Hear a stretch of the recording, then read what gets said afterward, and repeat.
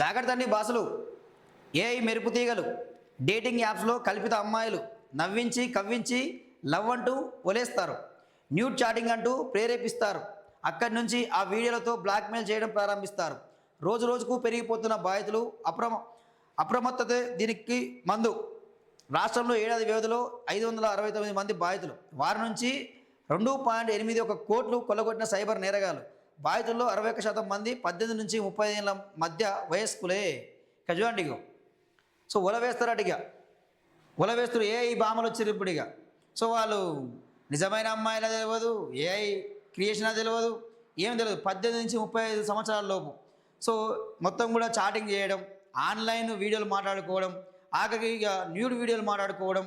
So ఇవన్నీ కూడా వాళ్ళు ఉలవేసి కవ్వించి మాయమాలు చెప్పి లవ్ అంటూ అదంటూ ఇదంటూ చెప్పి వాళ్ళు లోపరుచుకొని, సో తర్వాత ఆ వీడియోలతోని వాళ్ళకే పంపించి ఈ బ్లాక్మెయిల్ చేసి మీరు డబ్బులు ఇవ్వకపోతే సోషల్ మీడియాలో ఈ పోస్ట్ చేస్తాం అని చెప్పి బెదిరింపు. సో ఇట్లా జరుగుతూ ఉన్నాయి.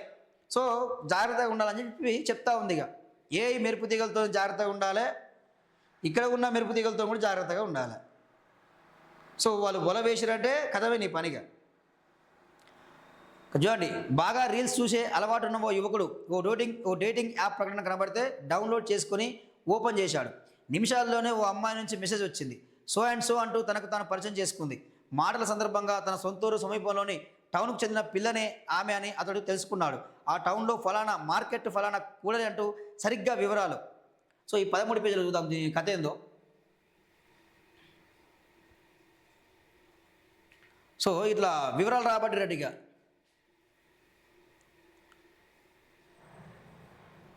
చూడండిగో చెప్పడం అంటే ఇక కాలనీ ఏంది, ఆ కథ ఏంది అని చెప్పి చెప్పడం.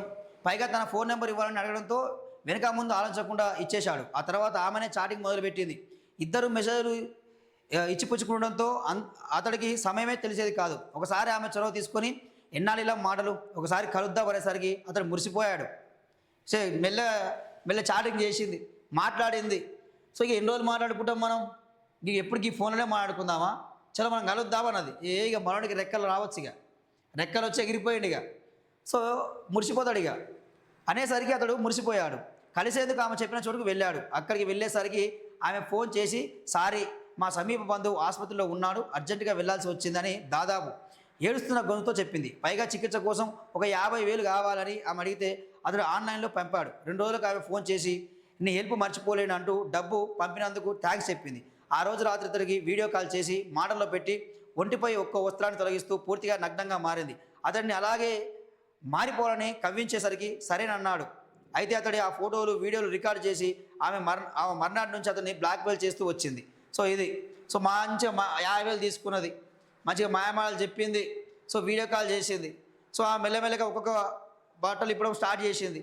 సో ఇక నువ్వు కూడా ఇప్పుడు భయ అని చెప్పింది. ఇక ఈయన కూడా మళ్ళీ మరి ఆమె ఇప్పినప్పుడు మరి ఈయన ఇప్పాలి కదా. ఇక సో ఈయన ఇప్పడం కూడా స్టార్ట్ చేసింది. ఇక మొత్తం వీడియో రికార్డ్ చేసింది ఇక.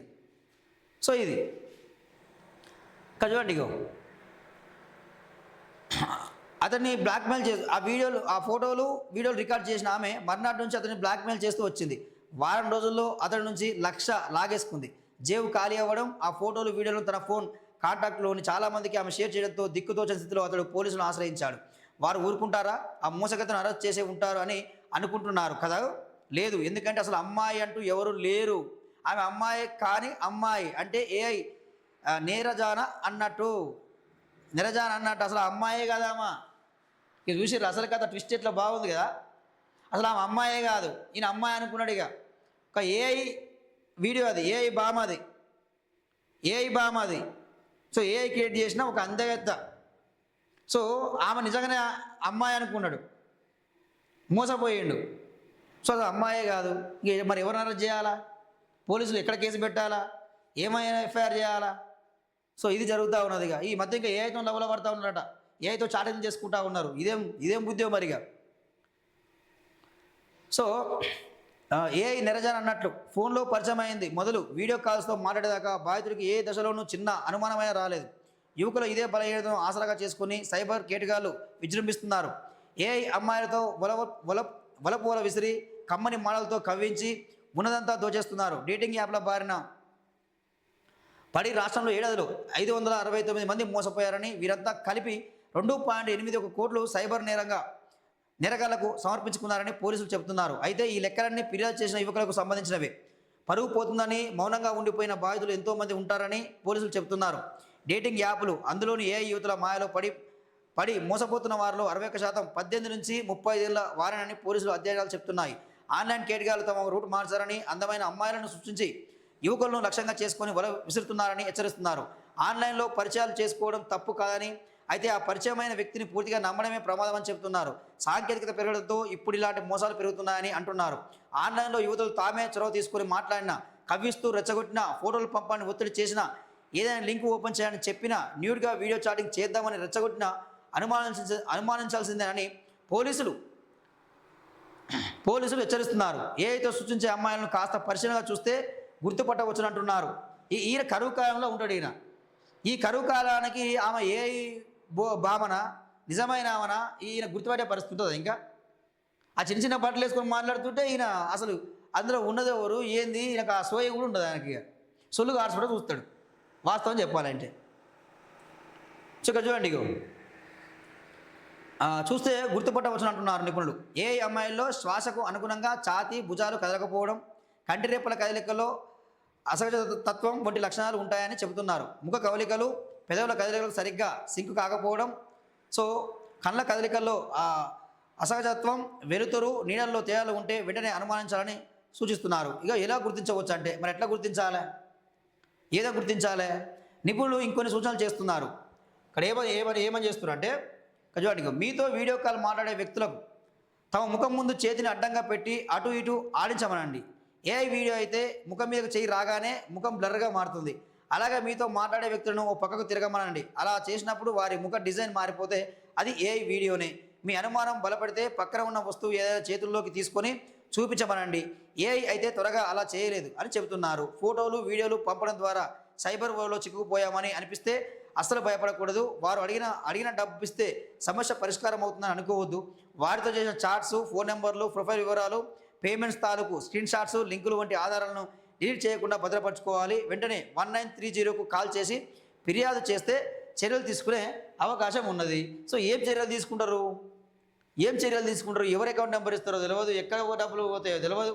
ఆమె అసలు అమ్మాయే కాదు. సో ఇక్కడ ఏంది మోసపోయాడు తప్ప ఏముండదు. ఇక తూర్పు దిక్కు తిరిగి దండం పెట్టుకోవాల్సిందే, అంతకుమించి ఏముండదు. ఇక ఏఐ భామలలో పడకుండా ఉండాలంటే ఏం చేయాలి? తెలియని లింకులను క్లిక్ చేయొద్దు. నెట్లో ఆకర్షణీయమైన ప్రకటనలు చూసి యాప్ డౌన్లోడ్ చేయొద్దు. ఏపీకే ఫైల్స్ లేదంటే థర్డ్ పార్టీ లింకులను దూరంగా ఉండాలి. పరిచయం లేని వ్యక్తులకు వీడియోలు, వ్యక్తిగత ఫోటోలు పంపకూడదు. వీడియో కాల్ పరిచయం ఉందని ఓటీపీలు, యూపీఐ పిన్లు లాంటివి అసలు చెప్పకూడదు. సో ఇవి చేయాలి. ఇవి చేస్తే కొంచెం దూరంగా ఉండే అవకాశం ఉంటుంది. కానీ మనోళ్ళు ఆమె వీడియో కాల్ చేయగానే అన్నీ మర్చిపోతారు. అన్నీ మర్చిపోయి ఉన్నవి లేని మొత్తం చెప్పుకుంటారు. ఇక ఆయన బాధలు, కష్టాలు, సుఖాలు అని చెప్పుకుంటాడు. వాళ్ళ పరిణతిని వాసనగా చేసుకొని సో వాళ్ళు ఇట్లా బ్లాక్మెయిల్ చేసి డబ్బులు గుంజే పరిస్థితి ఉంటుంది ఈరోజు. సో జాగ్రత్తగా ఉండాలి అబ్బాయిలు, లేకపోతే మీ పని కథమే ఇక.